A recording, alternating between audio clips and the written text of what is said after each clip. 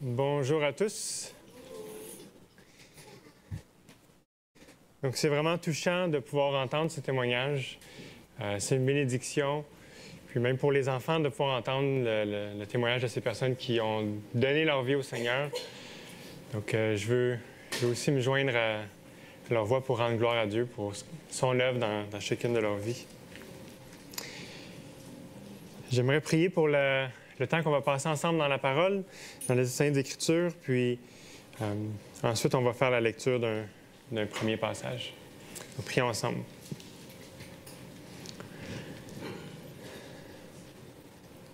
Oui, Père éternel, merci pour ce privilège que nous avons encore une fois ce matin d'ouvrir ta parole, d'être encouragés, instruits, exhortés par elle. Je te prie de venir parler à chacun de nos cœurs. C'est ta parole, Seigneur. Puis on veut l'entendre comme telle, comme la voix de Dieu qui s'adresse à nous ce matin. Je te prie de venir ouvrir nos cœurs pour qu'on puisse être réceptifs, puis qu'on puisse être attentif, Seigneur, à ce que tu veux nous dire ce matin. Que ton nom soit loué, exhorté, béni sois-tu, Seigneur, éternellement. Amen. Donc, on est ce matin dans la suite de notre étude dans l'Évangile de Matthieu. On arrive au chapitre 12, au verset 22. Puis je vais vous inviter tout de suite à tourner, à trouver dans vos Bibles l'Évangile de Matthieu au chapitre 12.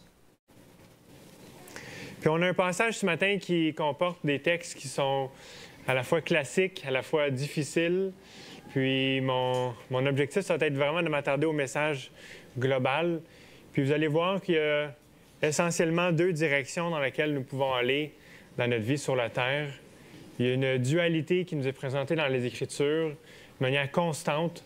Dans notre vie personnelle, on va parfois sentir qu'on est dans une zone grise au milieu, mais en bout de ligne, lorsqu'on voit la perspective vers laquelle tous se dirigent, la perspective dans laquelle on peut se présenter devant Dieu, il y a vraiment juste deux camps. Il y a vraiment juste deux directions. C'est ce qu'on va voir ensemble ce matin dans notre texte. Puis on va commencer en lisant les versets 22 à 30 de Matthieu 12. Donc Matthieu 12, 22 à 30, pour voir Jésus qui nous présente deux royaumes. Donc lisons ensemble. Alors on lui emmena un démoniaque aveugle et muet, et il le guérit, de sorte que le muet parlait et voyait. Toute la foule, hors d'elle-même, disait « N'est-ce pas là le fils de David? » Les pharisiens, l'ayant appris, dirent « Cet homme ne chasse les démons que par Béelzébul, prince des démons. » Comme Jésus connaissait leurs pensées, il leur dit « Tout royaume divisé contre lui-même est dévasté, et toute ville ou maison divisée contre elle-même ne peut subsister. Si Satan chasse Satan, il est divisé contre lui-même. Comment donc son royaume subsistera-t-il? Et si moi, je chasse les démons par Béelzébul, vos fils, par qui les chassent-ils? C'est pourquoi ils seront eux-mêmes vos juges. Mais si c'est par l'Esprit de Dieu que moi je chasse les démons, le royaume de Dieu est donc venu jusqu'à vous. Ou comment quelqu'un peut-il entrer dans la maison d'un homme fort et piller ses biens sans avoir auparavant lié cet homme fort? Alors seulement il pillera sa maison. Celui qui n'est pas avec moi est contre moi. Et celui qui n'assemble pas avec moi disperse. Donc notre passage ce matin débute avec cette parole de la foule qui se demande si Jésus, ce n'est pas le fils de David, parce que Jésus vient de délivrer un homme d'une possession démoniaque qui le rendait aveugle et muet. Puis lorsqu'il a été guéri, lorsque le démon a été chassé, mais cette personne-là a pu voir à nouveau, puis parler à nouveau.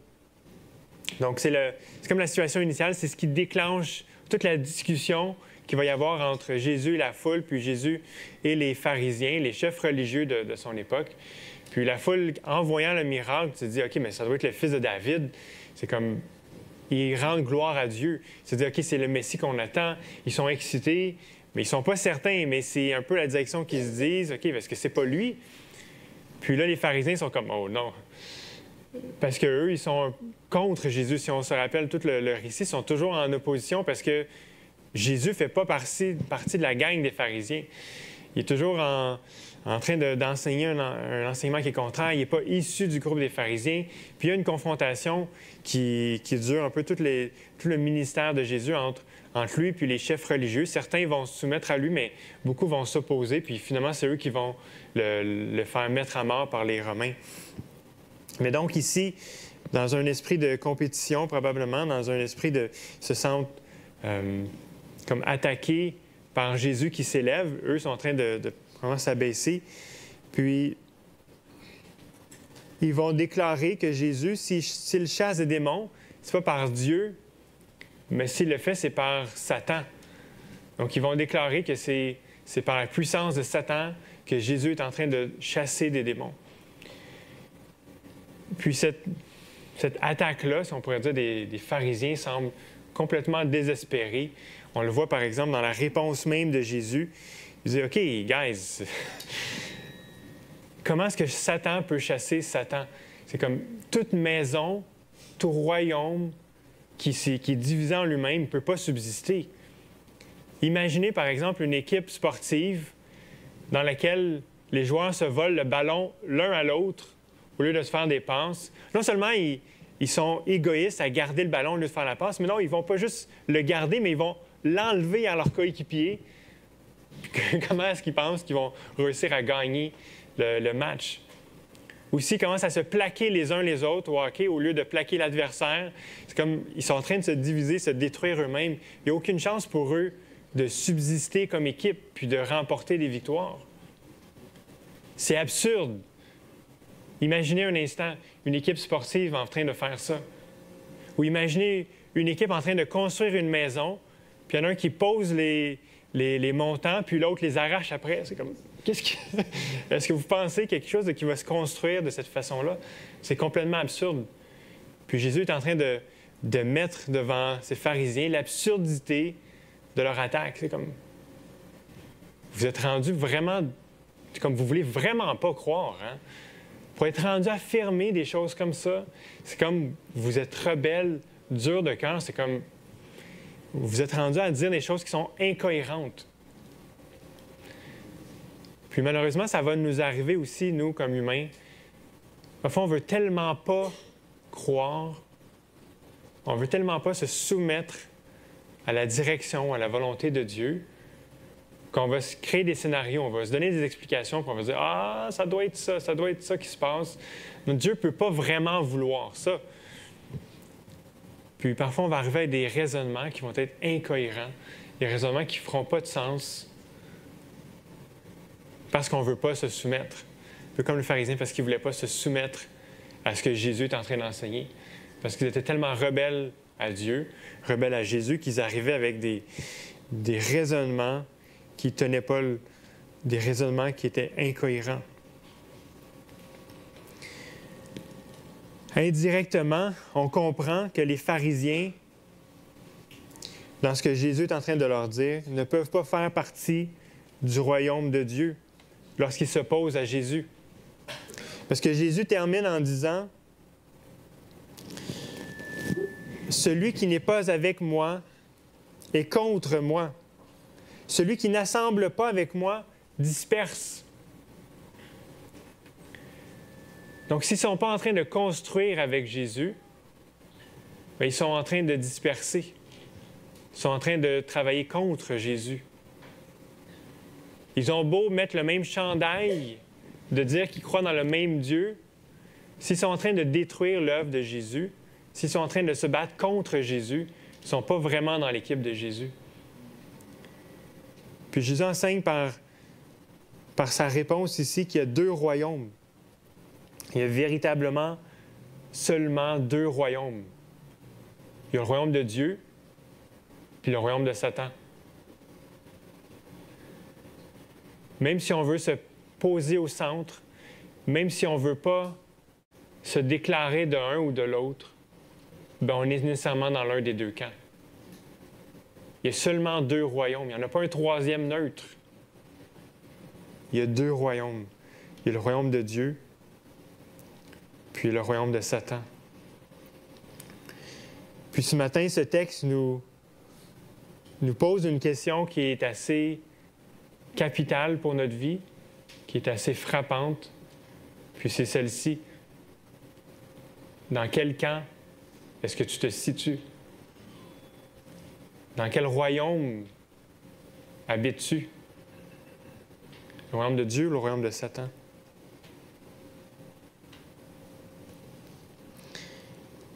Jésus poursuit au verset 31 son explication, sa réponse aux pharisiens. On va lire ensemble 31 et 32. Jésus continue en disant, « C'est pourquoi je vous dis, tout péché et tout blasphème sera pardonné aux hommes, mais le blasphème contre le Saint-Esprit ne sera point pardonné. Quiconque parlera contre le Fils de l'homme lui sera pardonné, mais quiconque parlera contre le Saint-Esprit, il ne lui sera pardonné ni dans ce siècle, ni dans le siècle à venir. » Jésus parle ici de deux types de péchés. Le péché qui est commis contre les hommes ou contre le Fils de l'homme, contre Jésus. Ce péché, ce premier-là, peut être pardonné. C'est ce que Jésus nous enseigne. Mais ensuite, il parle d'un deuxième péché contre le Saint-Esprit, qui, celui-là, ne peut pas être pardonné. Puis là, il y a beaucoup d'encre qui ont coulé sur, OK, mais c'est quoi ce péché contre le Saint-Esprit? Puis on comprend l'importance de bien étudier cette question-là parce qu'on se dit, OK, mais si ce péché-là peut nous empêcher d'aller devant Dieu, d'être dans son royaume, d'être réconcilié avec lui, si ce péché-là ne peut pas être pardonné, je veux savoir c'est quoi ce péché-là. C'est important. Donc, il y a beaucoup de personnes qui sont penchées à essayer de comprendre puis à bien expliquer ce que ce verset-là veut dire, ce que cette parole de Jésus veut dire. Puis,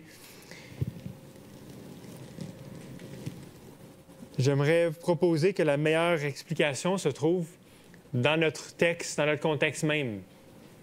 Puis ici, je vais en profiter pour faire une petite parenthèse.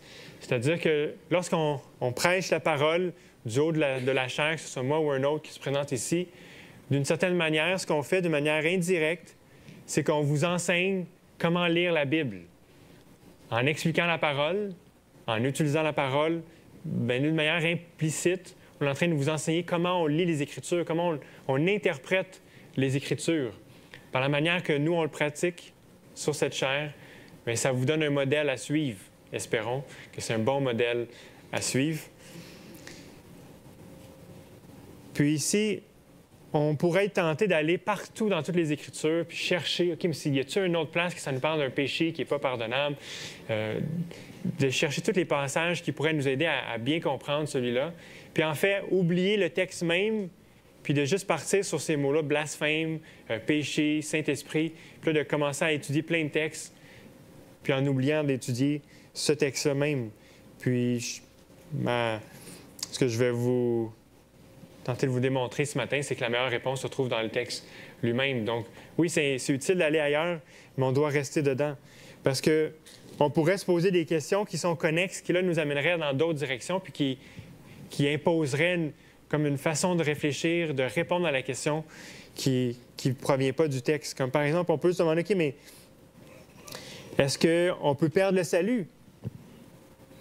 Est-ce que c'est possible qu'un enfant de Dieu commette ce péché-là? Donc là, ça nous lance sur une autre direction sur, OK, bien, la perte du salut, est-ce que c'est possible ou pas?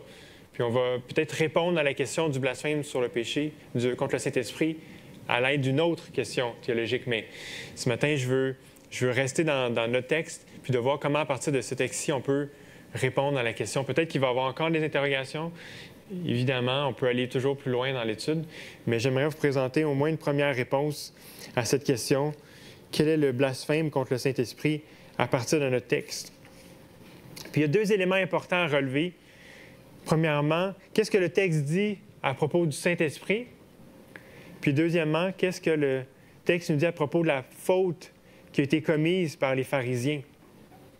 Donc, premièrement, dans le passage juste avant qui a été prêché la semaine dernière, il y avait une citation d'Ésaïe. Donc, Jésus a cité un texte d'Ésaïe en se l'attribuant à lui-même, en disant qu'il était ce serviteur qui était envoyé par Dieu. Puis au verset 18, donc de Matthieu 12, verset 18, on peut lire « Voici mon serviteur que j'ai choisi, mon bien-aimé en qui mon âme a pris plaisir. Je mettrai mon esprit sur lui. » Donc, je mettrai mon esprit sur lui. L'Esprit de Dieu, d'après ce passage d'Ésaïe, est sur le serviteur de l'Éternel. Puis Jésus est ce serviteur. Donc, il est en train de dire, mais l'Esprit de Dieu est sur moi. Donc, si j'agis, c'est par l'Esprit de Dieu. Ce que j'accomplis, c'est par sa puissance que je l'accomplis. Puis, au verset 28, Jésus avait dit, « Mais si c'est par l'Esprit de Dieu que moi je chasse les démons, le royaume de Dieu est donc parvenu jusqu'à vous. » Donc, Jésus chassait les démons, d'après lui-même, par l'Esprit de Dieu. Donc ça, c'est le volet, le Saint-Esprit. On voit que Jésus est rempli du Saint-Esprit, puis quand il chasse les démons, c'est vraiment par le Saint-Esprit qu'il est en train de le faire. Puis la faute des pharisiens, d'après Jésus, c'est justement qu'ils sont en train d'attribuer cette puissance qu'il a, non au Saint-Esprit, mais de l'attribuer à Satan. Donc, d'après le texte, c'est assez évident, c'est assez clair, que le reproche que Jésus fait aux pharisiens, c'est d'attribuer à Satan l'œuvre que le Saint-Esprit est en train de faire. Ils sont en train de dire, c'est pas Dieu qui fait ça, mais c'est Satan. Satan, c'est l'ennemi de Dieu. Il est en train d'attribuer à l'ennemi de Dieu ce que Dieu est en train d'accomplir de manière miraculeuse. Parce que même la foule reconnaît que ça vient de Dieu. Mais les pharisiens sont tellement endurcis, tellement rebelles, qu'ils vont blasphémer. Ils vont dire quelque chose de complètement irrévérencieux, de complètement honteux, de méchant, en déclarant que ça vient de Satan et non de Dieu. Donc, essentiellement, quand on regarde le texte, c'est pas très compliqué de voir que le blasphème, au moins dans son contexte initial qu'on voit ici, c'est d'attribuer à Satan ce que Dieu est en train de faire. On peut peut-être avoir d'autres questions qui viennent, mais c'est vraiment une condition qu'on voit ici de la part des pharisiens qui sont complètement rebelles à Dieu. Puis, c'est difficile parce que Jésus dit, OK, mais si vous péchez contre moi, ça peut vous être pardonné, mais si vous péchez contre le Saint-Esprit, ça ne sera pas pardonnable. C'est difficile de dissocier quand même en bout de ligne les deux, Jésus, l'Esprit, comme le Père, le Fils, le Saint-Esprit. Les trois sont liés, sont un. Comment on peut accepter un puis rejeter l'autre? C'est impossible. C'est comme ils viennent ensemble. Jésus disait lui-même dans son enseignement que si vous me rejetez moi, vous rejetez le Père. Parce que si j'ai été envoyé par le Père, je suis en train de faire les œuvres de mon Père. Si vous me rejetez, vous êtes en train de rejeter le Père. Fait que d'une certaine façon, s'ils sont en train de rejeter le Saint-Esprit, ils sont en train de rejeter Jésus. S'ils rejettent Jésus, ils rejettent le Saint-Esprit.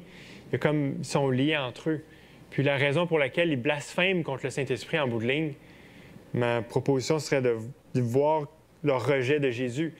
Parce qu'ils rejettent Jésus, ils sont en train de blasphémer contre le Saint-Esprit, ils sont en train de rejeter le Saint-Esprit. Ils sont en train de blasphémer, de dire des choses méchantes. Donc, les trois personnes de la Trinité sont tellement en communion puis liées entre elles que c'est impossible d'accepter une puis de rejeter l'autre. Donc, comment on va traiter une, ça va être une manière implicite comment on traite les autres. Puis, en lisant ces mots, c'était difficile pour moi de ne pas penser à un autre passage dans l'Ancien Testament qu'on va lire ensemble, un reproche qu'un prophète a fait au peuple d'Israël. Puis, ce reproche-là est semblable, pas exactement un copier-coller, mais il est semblable. Puis, on voit ce côté-là qui est méchant, blasphématoire. Donc, dans Osée, c'est un des petits prophètes dans l'Ancien Testament, Osée 2, je vais me concentrer sur les versets 10 et 14. Donc, c'est le reproche qui est fait à Israël. « Elle n'a pas reconnu que c'était moi qui lui donnais le blé, le mou et l'huile. Et l'on a consacré au service de Baal, qui est une idole, un faux dieu, l'argent et l'or que je lui prodiguais. Verset 14, « Je ravageais ses vignes et ses figuiers, dont elle disait, c'est le salaire que m'ont donné mes amants. Je les réduirai en une forêt et les bêtes des champs les dévoreront. » Donc Dieu avait donné le blé, le mou, l'huile, l'or, l'argent.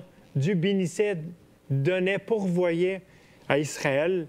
Le texte se présente comme à une épouse qui est l'Éternel est en train de prendre soin de son épouse, de pourvoir tous ses besoins. Puis ce que l'épouse est en train de faire, ce qu'Israël fait, c'est qu'elle est en train de donner en sacrifice, en hommage au Baal, à des faux dieux, ce que Dieu lui donne. Donc Dieu lui fait un cadeau, puis elle prend ce cadeau-là, puis elle va le donner en sacrifice, en offrande à un faux Dieu. Elle est en train de dire, c'est lui qui me l'a donné. C'est un sacrilège comme incroyable quand on y pense. C'est un manque de respect, de déshonneur, c'est outrageant. Si je vous donne un cadeau, puis vous allez remercier quelqu'un d'autre après, c'est comme, OK, mais il y a quelque chose que tu n'as pas compris dans ça. Donc Dieu faisait du bien à Israël, plutôt que reconnaître que ça venait de l'Éternel. Elle se tournait vers des idoles qui sont rien, qui sont vanité, puis elle louait ces idoles-là pour ce que Dieu lui donnait. Puis, l'image qui est présentée ici, avec l'expression « amant », dans le fond, c'était comme une relation d'adultère. Quand Israël allait vers d'autres dieux, c'était comme un bris de la relation de mariage comme spirituel qu'il y avait entre Israël puis son Dieu. Puis, en allant vers des idoles, c'est comme si elle allait vers un amant, c'est comme si c'était un adultère qui est en train d'être commis. Donc, vraiment un bris de confiance le plus fondamental d'une relation qui est comparé ici avec ce mariage. Donc, c'est quelque chose de semblable lorsqu'ils sont en train d'attribuer à Satan ce que Dieu est en train de faire. Ils sont en train de déclarer que ce grand miracle, cette grande puissance qui vient de Dieu, finalement, elle vient de Satan, alors que c'est une aberration. Okay, je vous invite à poursuivre la lecture. Donc, Jésus continue l'entretien avec eux. Versets 33 à 37. Dites que l'arbre est bon et que son fruit est bon. Ou dites que l'arbre est mauvais ou que son fruit est mauvais. Car on connaît l'arbre à son fruit. Race de vipères, comment pourriez-vous dire de bonnes choses, mauvais comme vous l'êtes? Car c'est de l'abondance du cœur que la bouche parle. L'homme bon tire du bien de son bon trésor, et l'homme mauvais tire du mal de son mauvais trésor. Je vous le dis, au jour du jugement, les hommes rendront compte de toute parole vaine qu'ils auront proférée. Car par tes paroles, tu seras justifié, et par tes paroles, tu seras condamné. Donc, on a vu qu'il y avait 2 royaumes, 2 péchés, puis ici 2 trésors différents. Puis j'aimerais juste souligner, dans le blasphème contre le Saint-Esprit, Jésus souligne un élément fondamental de la portée de nos paroles.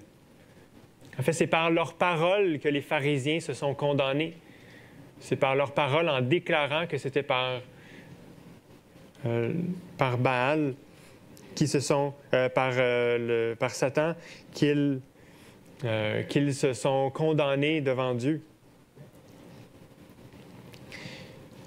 Donc, Jésus poursuit ici en mettant un accent sur cet élément-là de nos paroles, de ce qu'on déclare, de ce qu'on dit. Puis, il va apporter ce fameux verset qui dit que c'est par l'abondance du cœur que la bouche parle. Il dit comment est-ce que vous pourriez dire de bonnes choses, méchants comme vous l'êtes? Car c'est de l'abondance du cœur que la bouche parle. Si votre cœur est aussi méchant, vous ne pouvez pas dire de bonnes choses. Donc, il y a une association vraiment forte entre le cœur et les paroles. Et la bouche, qu'est-ce qu'on dit, provient du cœur. Donc, Jésus va même terminer cette section-là en disant qu'on sera justifié par nos paroles, puis qu'on va être condamné par nos paroles. Puis, toute cette section-là souligne également l'élément d'un jugement à venir. Au verset 36, je vous le dis, au jour du jugement, les hommes rendront compte de toute parole vaine qu'ils auront proférée. Donc, les paroles qu'on déclare ils ne tombent pas à terre, mais ils sont retenus. Puis ils pourront nous justifier ou nous condamner. On va être jugé d'après nos paroles aussi.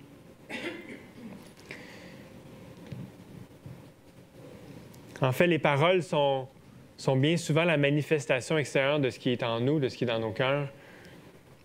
Puis parfois, on va dire « Ah, je ne voulais pas dire ça », mais peut-être qu'on pourrait le nuancer, ce qu'on croit vraiment, mais essentiellement, il y a souvent une part de vérité, parce que c'est comme si cette parole-là nous est échappée.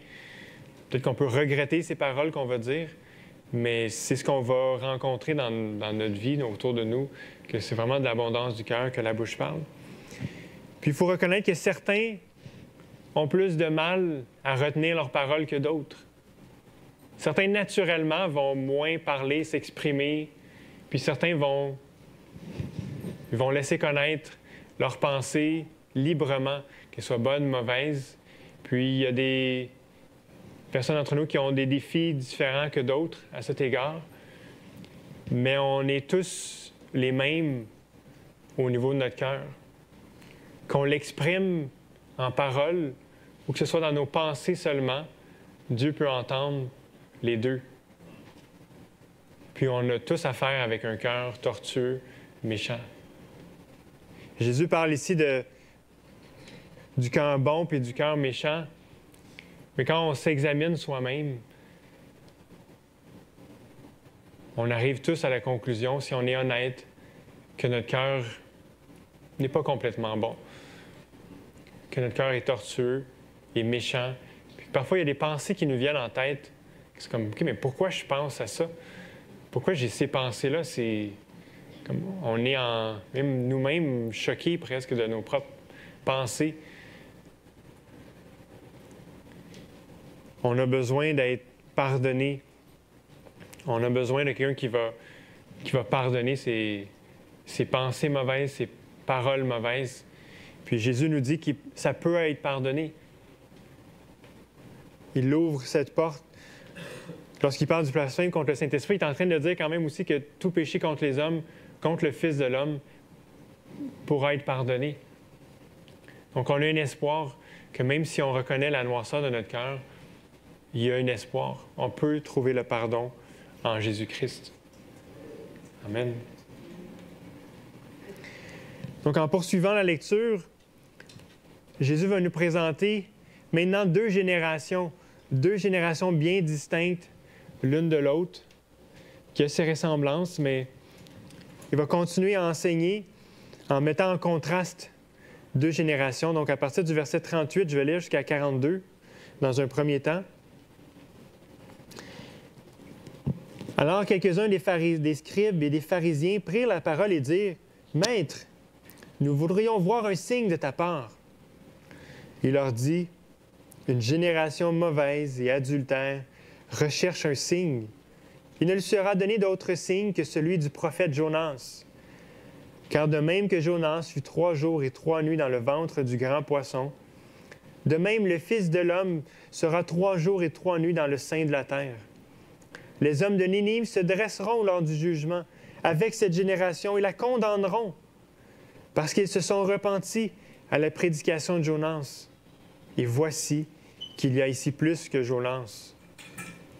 La reine du Midi se lèvera lors du jugement avec cette génération et la condamnera, parce qu'elle est venue des extrémités de la terre pour entendre la sagesse de Salomon.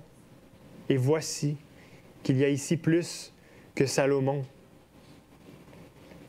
Donc, cette génération qui est devant Jésus, ici particulièrement les scribes et les pharisiens, mais ça pourrait être étendu de manière plus large.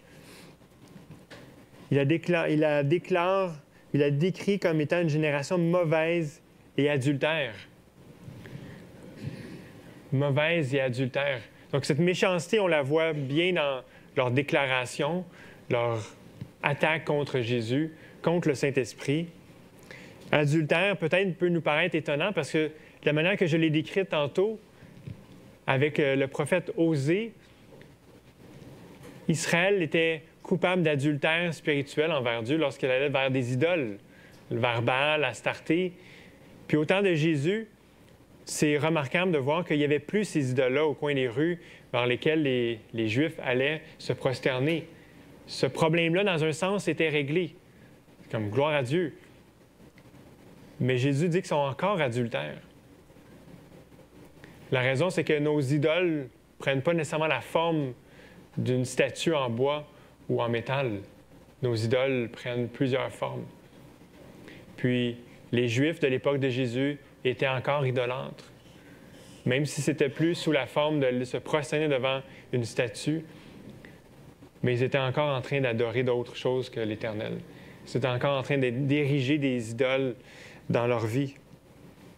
Puis ce risque-là est encore vivant aujourd'hui. De la même manière, on peut encore aujourd'hui avoir des idoles dans nos cœurs. En fait, tout ce qui va remplacer Dieu, tout ce qui va prendre la place de Dieu dans notre vie, dans notre cœur, mais c'est une idole. Donc ces idoles peuvent prendre plein de formes, autant de célébrité, d'accomplissement, l'argent, d'autres choses que l'Éternel peut prendre la première place assez facilement.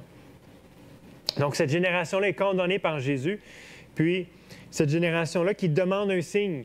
En fait, un signe, nous, on va penser probablement à un miracle qui va être un signe, c'est comme la guérison, mais Jésus est en train de leur dire, il vous sera donné d'autres signes que celui, il ne nous en sera pas donné d'autres que celui de Jonas. C'est-à-dire que Jésus est en train de déclarer que les miracles qu'il est en train de faire, les guérisons, bien, ce n'est pas un signe d'après ce qu'eux sont en train de demander. Parce que sinon, ils diraient, bien, voici, je viens d'en guérir un, je viens d'en faire un signe.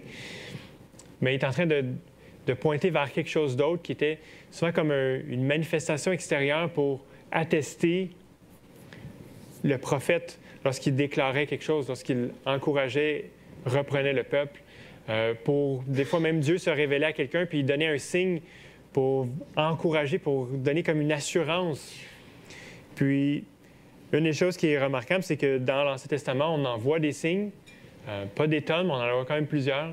Puis c'est jamais le peuple, en signe de contestation ou comme de lancer un défi, qui provoque que Dieu donne un signe.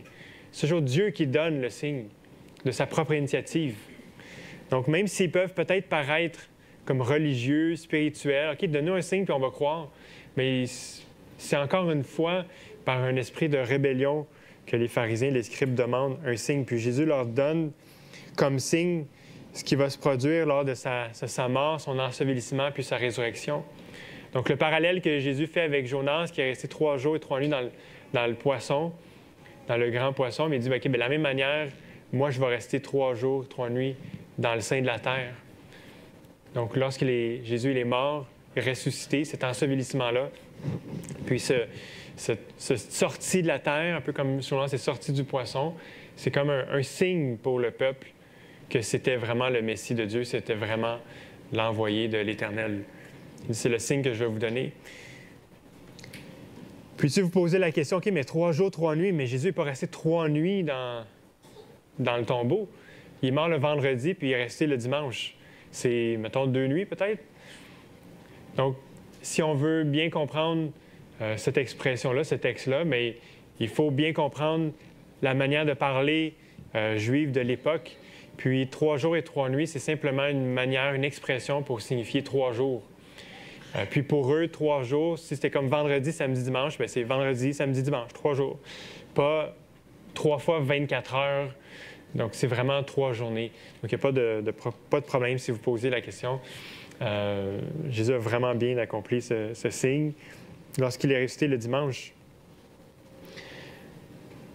Donc, Jésus compare finalement cette génération qui est devant lui, qui est méchante, adultère, à la génération des Ninivites à laquelle Jonas a prêché une repentance, puis entre vous et moi, le message de Jonas ne devait pas être très convaincant de par son esprit combatif à vouloir les convaincre.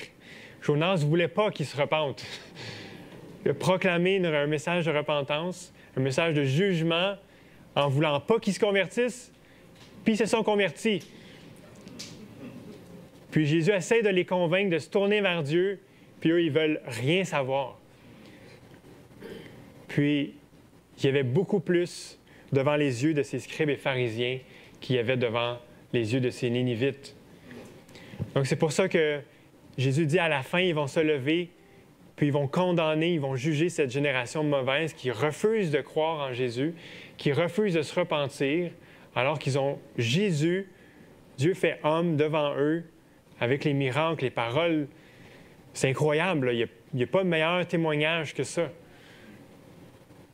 Il n'y a pas plus grande lumière parmi les hommes que cette lumière-là. Puis cette génération-là refuse de croire en lui. C'est pourquoi la génération de Ninive qui ont cru en le message de Jonas va se lever au jour du jugement, puis ils vont condamner cette génération-là, parce qu'eux, ils ont cru alors qu'il y avait beaucoup moins devant leurs yeux. Un peu de la même manière, la reine du Midi, celle qui a parcouru une grande distance pour venir voir la sagesse de Salomon, elle va les condamner également, parce qu'elle, elle a fait beaucoup d'efforts pour entendre cette sagesse-là de Salomon, alors qu'il y a devant eux, en Jésus-Christ, une plus grande sagesse. Il y a beaucoup plus grand que Salomon en Jésus. Donc, leur refus de se tourner vers Dieu est une grande condamnation contre eux-mêmes. Puis, cette condamnation-là, ou ce rapprochement-là, cet écho-là, de cette manière de comparer les deux générations, fait écho à un passage qui vient tout juste avant notre texte de Matthieu 12, que j'aimerais lire dans Matthieu 11, les versets 20 à 24. Donc, Matthieu 11, 20 à 24, Jésus dit « Alors il se mit à faire des reproches sévères aux villes dans lesquelles avaient eu lieu la plupart des miracles, parce qu'elles ne s'étaient pas repenties. Malheur à toi, Chorazin, malheur à toi, Bethsaïda, car si les miracles faits au milieu de vous avaient été faits à Tyr et à Sidon, il y a longtemps qu'elles se seraient repenties dans le sac, avec le sac et la cendre. C'est pourquoi je vous dis, au jour du jugement, Tyr et Sidon seront traités moins rigoureusement que vous. Et toi, Capernaum, seras-tu élevé jusqu'au ciel? Non, tu seras abaissé jusqu'au séjour des morts. Car si les miracles faits au milieu de toi avaient été faits dans Sodome, elles subsisteraient encore aujourd'hui. C'est pourquoi je vous le dis, au jour du jugement, le pays de Sodome sera traité moins rigoureusement que toi. Donc Jésus termine cette section de jugement contre cette génération méchante avec une illustration. On va lire maintenant les versets 43 à 45.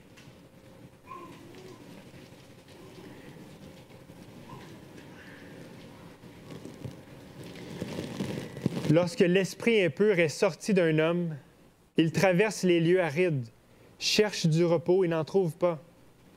Alors il dit, « Je retournerai dans ma maison, d'où je suis sorti, et quand il arrive, il la trouve vide, balayée et ornée. Il s'en va et prend avec lui 7 autres esprits plus mauvais que lui. Ils entrent dans la maison, s'y établissent, et la dernière condition de cet homme est pire que la première. Il en sera de même pour cette génération mauvaise. » Donc, cette illustration-là de l'esprit mauvais, c'est important de la comprendre à la lumière de cette dernière affirmation-là. Il en sera de même pour cette génération mauvaise. Donc, c'est une illustration que Jésus donne du monde des esprits pour illustrer combien le jugement va tomber fortement sur cette génération-là qui refuse de croire en Jésus. Ce que Jésus a fait au milieu d'eux en chassant les démons, en guérissant, en enseignant, en manifestant cette lumière qui vient de Dieu, est un peu comparable à ce ménage qui est accompli lorsque cette personne-là, le démon est chassé. C'est comme si on se retrouve dans une situation où la maison est ornée, le ménage est fait, balayé. C'est comme Jésus a d'une certaine manière fait le ménage dans cette génération-là. Il a apporté une lumière, il a chassé des démons, il a guéri les gens, les malades. Puis lorsque cette génération-là en reste là, puis refuse de suivre Jésus, mais son jugement contre elle va être encore plus grand. Sa situation, sa condition, après le départ de Jésus, va être pire. Pourquoi va être pire? Parce qu'elle ne s'est pas repentie. parce qu'elle a vu la lumière, mais elle ne s'est pas repentie. Elle a eu accès à ces vérités, mais elle n'a pas voulu croire. Encore une fois, il y a une autre parole de Jésus qui, je trouve, nous éclaire, nous complète le portrait. Cette fois-ci, dans l'Évangile de Luc. Je vais vous lire Luc 12, 2 versets. C'est la conclusion d'une parabole. Donc, vous pourrez aller lire la parabole ensuite, si vous voulez, au complet. Mais Jésus termine avec une affirmation qui va dans le même sens que notre texte ce matin. Donc, Luc 12, 47 et 48. « Le serviteur qui aura connu la volonté de son maître, qui n'aura rien préparé et n'aura pas agi selon sa volonté, sera battu d'un grand nombre de coups. En revanche, celui qui ne l'aura pas connu et aura commis des actes dignes de châtiment sera battu de peu de coups. On demandera beaucoup à qui l'on a beaucoup donné et l'on exigera beaucoup, davantage à celui à qui l'on a beaucoup confié. » Cette génération a beaucoup reçu. Elle a vu la lumière. Puis elle va être encore plus responsable, ou on va lui demander encore plus grand compte de ce qu'elle a vu, puis de la manière qu'elle a traité Jésus. Quelqu'un qui n'a jamais entendu parler de Jésus est dans une situation différente. Donc la parole nous présente deux directions, deux destinations finales, avec ou sans Dieu. Mais elle présente aussi une gradation de jugement puis de récompense. Qu'est-ce que ça veut dire exactement? Je ne sais pas. Honnêtement, je ne sais pas. Mais il y a beaucoup de textes qui nous présentent une gradation différente dans les jugements puis dans les récompenses. Ici, on a cet élément-là de battu de peu de coups, de beaucoup de coups. Les deux sont coupables, les deux sont châtiés. Mais il y en a un qui est encore plus coupable que l'autre. Il y a deux directions. Mais Jésus nous présente des conditions pires, même à l'intérieur de ceux qui rejettent Jésus. Enfin, je vais terminer la dernière section de notre passage où est-ce Jésus nous présente maintenant, en quelque sorte, deux familles. Donc, on avait les deux royaumes, deux péchés, deux trésors, deux générations, maintenant deux familles. Lisons ensemble 46 à 50, Matthieu 12, 46 à 50. Comme Jésus parlait encore à la foule, sa mère et ses frères se tenaient dehors et cherchaient à lui parler. Quelqu'un lui dit, « Ta mère et tes frères se tiennent dehors et cherchent à te parler. » Mais Jésus répondit à celui qui le lui disait, « Qui est ma mère et qui sont mes frères? » Puis il étendit la main sur ses disciples et dit, « Voici ma mère et mes frères. En effet, quiconque fait la volonté de mon Père qui est dans les cieux, celui-là est mon frère et ma sœur et ma mère. » Enfin, notre texte termine avec un retour à la foule, celle qui avait initialement posé la question, est-ce que ce n'est pas le fils de David? Puis on a cette foule à nouveau qui revient sur l'avant-scène, alors que les échanges avant étaient avec les pharisiens. Puis cette foule dit, « Hey, mais il y a tes frères et sœurs, ta famille est là, ils veulent te parler, ils veulent te voir. » Puis Jésus va dire, « Bien, ma famille, c'est qui? C'est ceux qui font la volonté de mon Père. » Donc oui, Jésus avait une famille selon la chair, puis il a pris soin et honoré selon la chair cette famille. On le voit par exemple à sa mort, lorsqu'il dit à Jean, de prendre soin de sa mère après son départ.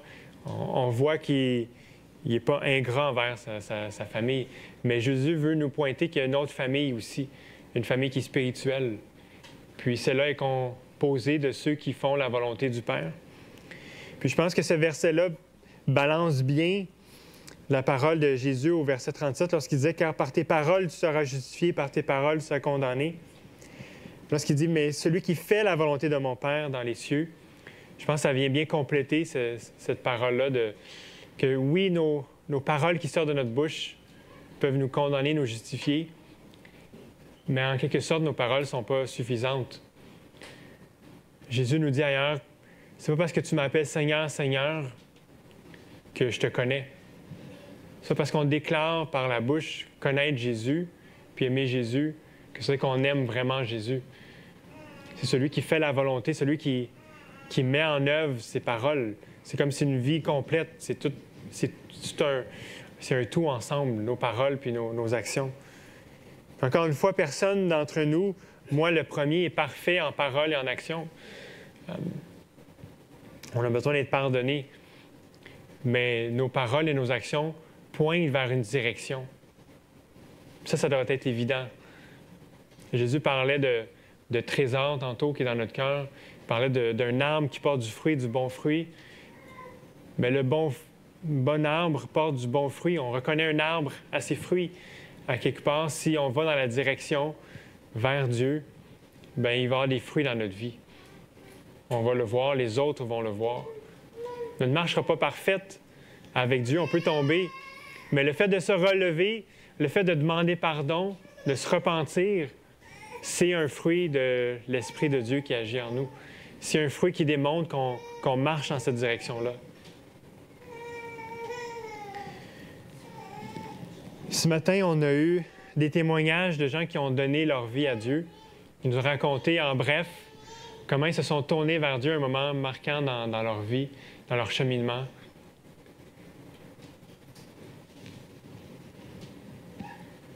Puis ce matin, j'aimerais faire quelque chose qu'on n'a pas l'habitude de faire à l'Église, mais ça m'a frappé en voyant les 3 témoignages, que les 3, un jour, mais ils se sont levés à un appel, puis ils sont venus.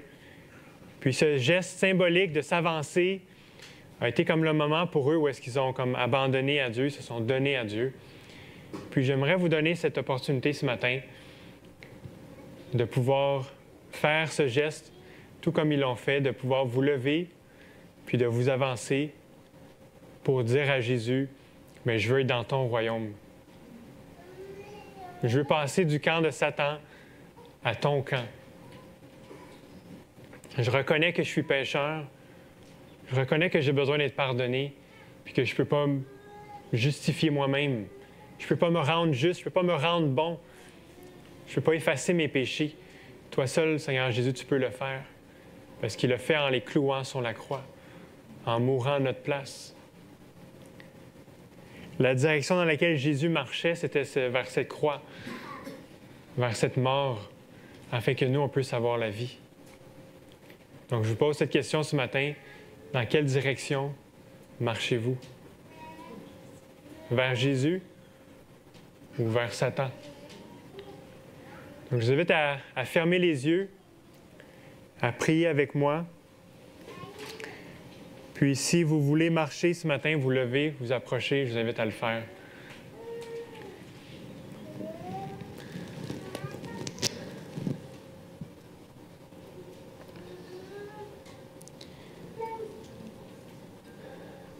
Oui, Seigneur Jésus, je veux te rendre gloire ce matin.